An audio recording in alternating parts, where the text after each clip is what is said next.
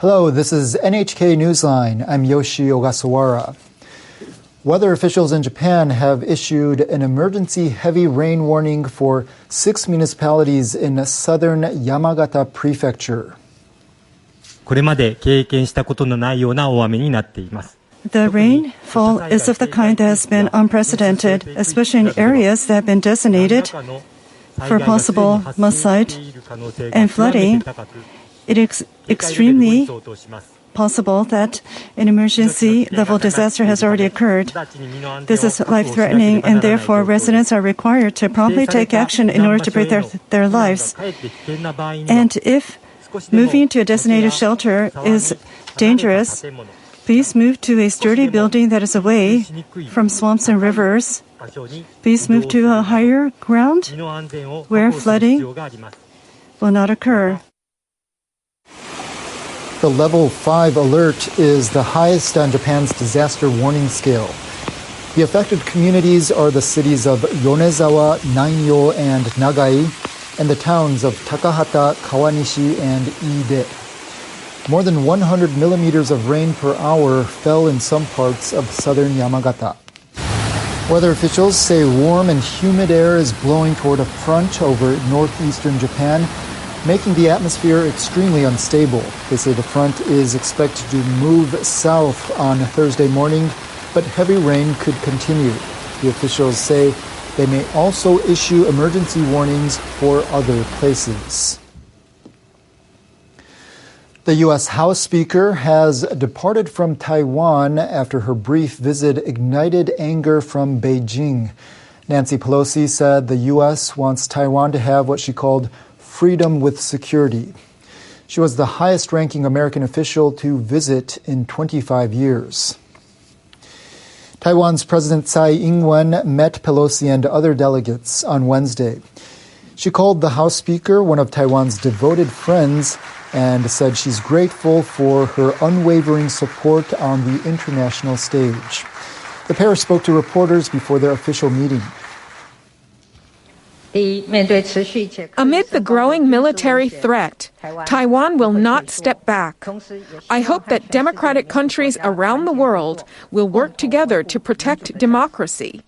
Now more than ever, America's solidarity with Taiwan is crucial, and that is the message we are bringing here today.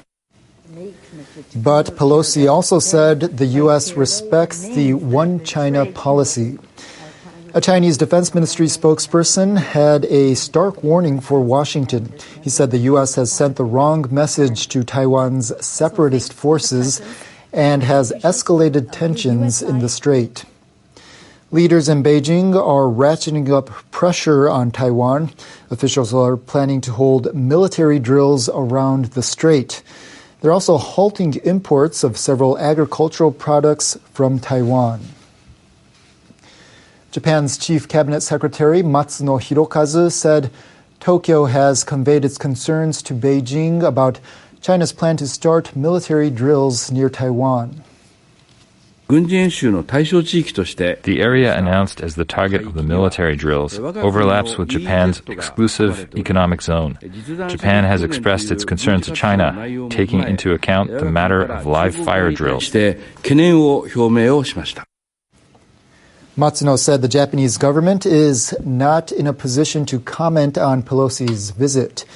He said peace and stability in the Taiwan Strait are important not only for Japan's security, but also for the stability of the international community. Matsuno said the Taiwan issue should be resolved through dialogue. He said Japan will again strongly urge China to resolve the cross-strait issue peacefully.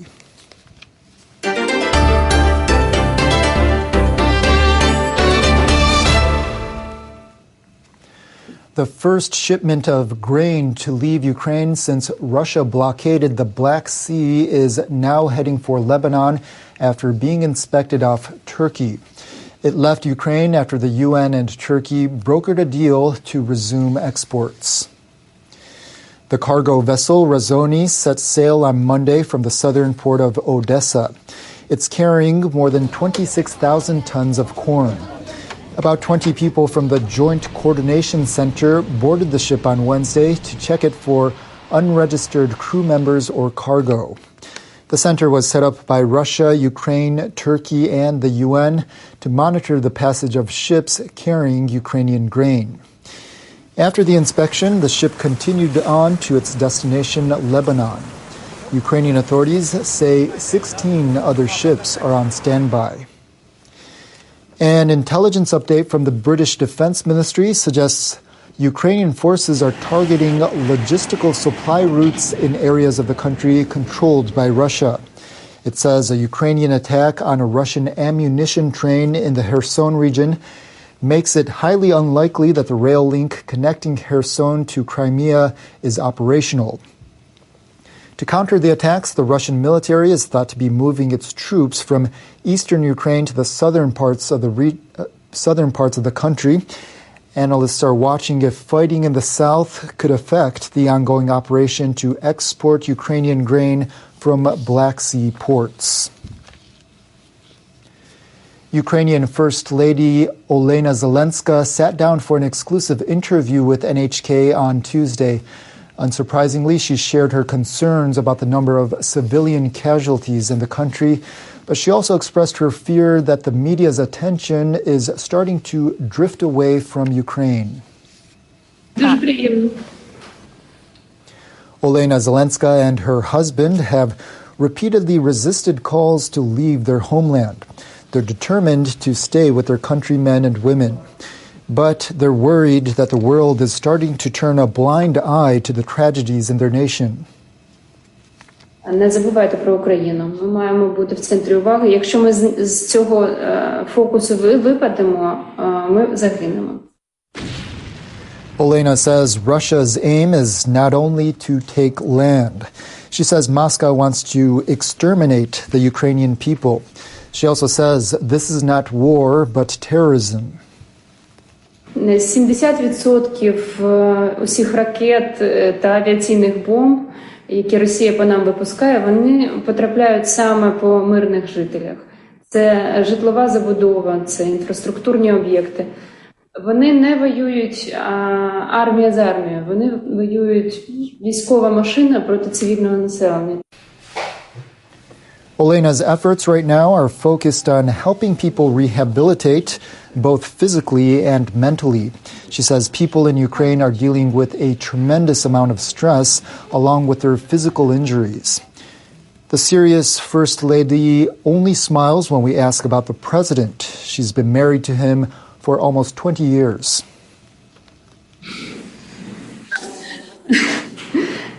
Він тримається добре. Дякую за запитання. Мені дуже приємно, що ви про нього турбуєтеся. Я його сьогодні бачила ровно 2 хвилини. Виглядає бадьором і пішов далі працювати. Olena is determined to get through these difficult times along with her husband.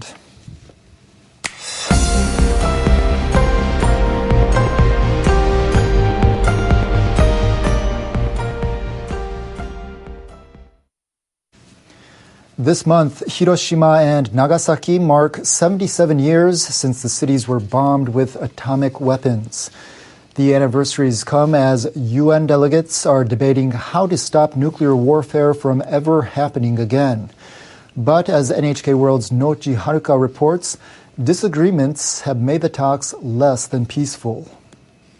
Russia has faced 2 days of heavy criticism at the conference reviewing the UN's nuclear non-proliferation treaty. Now, Moscow's representative has shot back. In a surprise speech, he rejected accusations that Russia was prepared to use nuclear weapons in Ukraine. However, he had a warning for NATO. He said its support for Kyiv could lead to a confrontation between nuclear powers. He said that's something that should be avoided at all costs. If Western countries try to test our resolve, Russia will not back down. And this is not the language of threat. This is simply a statement of what is possible. Such is the logic of deterrence. Russia's delegate also took a shot at the United States. He highlighted that its bombing of Japan during World War II remains the only time nuclear arms have been used as a weapon of war. China has also faced tough wars around its commitment to nuclear non-proliferation, but has pushed back. Beijing's delegate rejected accusations that it was ramping up its arsenal. He argued that China's stockpile is at the minimum level necessary to ensure its national security. More debate speeches are set to continue this week. The participants are all voicing support for nuclear restraint, but many disputes will need to be ironed out before this conference wraps up on August 26. Nochi Haruka, NHK World, New York. A senior White House official is accusing the Taliban of providing a safe haven for the leader of al-Qaeda. His comments come after the U.S. launched a deadly attack in the Afghan capital. U.S. President Joe Biden announced the death of al-Qaeda leader Ayman al-Zawahiri on Monday. He was reportedly killed in an American drone strike in Kabul last weekend.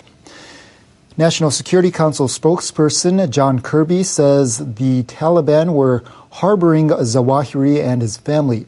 He says they tried to hide the evidence after he was killed. We've communicated very directly with Taliban leaders our views of their willingness at some level, of course, to harbor Zawahiri and his family. And we have made it clear that not we believe, not we think, not we suppose, but we know that that's a violation of the Doha Agreement.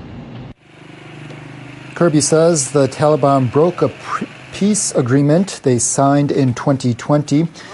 Under the deal, the Americans agreed to withdraw troops from Afghanistan, while the Taliban promised to cut ties with al-Qaeda. Foreign ministers from the Association of Southeast Asian Nations have kicked off a series of meetings in the Cambodian capital, Phnom Penh. The country is currently chair of ASEAN, and Prime Minister Hun Sen has voiced strong concerns over Myanmar. He says the situation there could be even worse than it was before. The talks are ASEAN's first in-person meeting of their kind in 3 years, but no delegate from Myanmar's junta was invited. To open the meeting, Hun Sen said ASEAN members are all deeply disappointed by the recent executions of four pro-democratic activists. He said this jeopardizes an agreement reached last year calling for dialogue and end violence and humanitarian assistance.